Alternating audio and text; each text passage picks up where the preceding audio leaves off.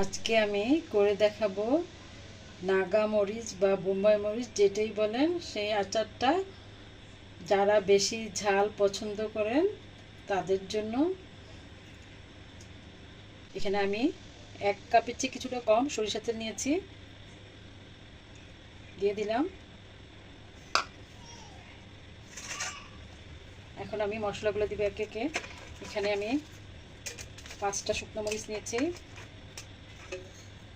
1 চা চামচ গোটা মৌরি, 1 টেবিল চামচ পাঁচফোড়ন দিয়ে আমি এখন একটু ভেজে নিব।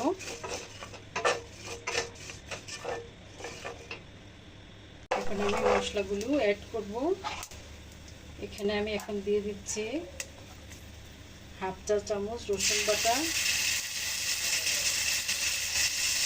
1/2 চা চামচ আদা বাটা,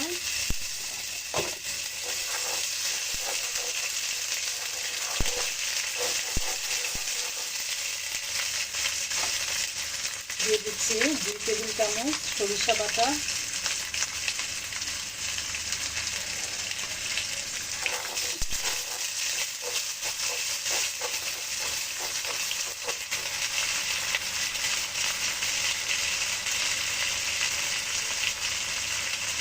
এক চামচ হলুদের গুঁড়ো, 4 চামচ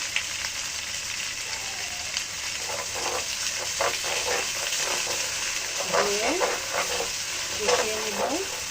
এখন দিয়ে দিব 2 টেবিল চামচ হোয়াইট ভিনেগার,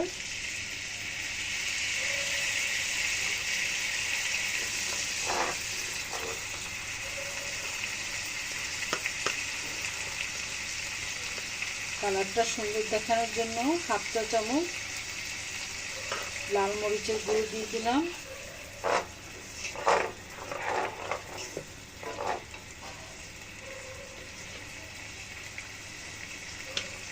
পরিমাণ মতো লবণ,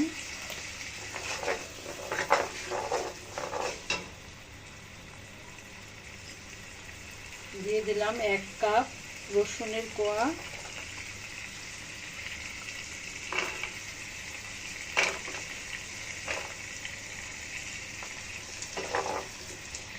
এই আচারটায় একদম পানি থাকবে না। মরিচগুলো এভাবে ধুয়ে মুছে নেবেন।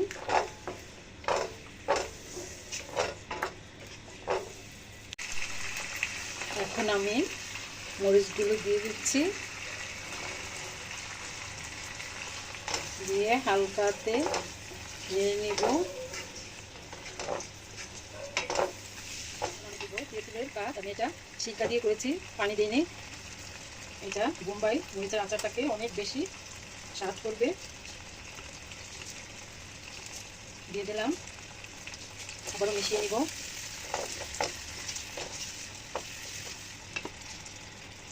এখন আমি দিব 2 টেবিল চামচ চিনি,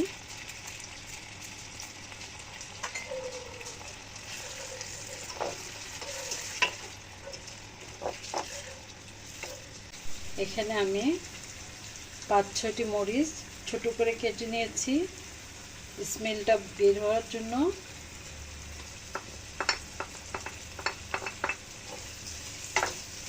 ও আচ্ছা, আমি এখানে মরিচ নিয়েছি 200 গ্রাম, সেই পরিমাণ মশলা দিয়েছি।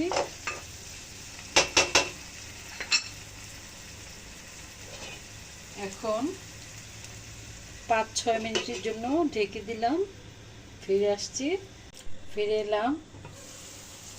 যে মরিচটা সাদা হয়ে আসছে, তার মানে মরিচটা সিদ্ধ হয়ে গেছে।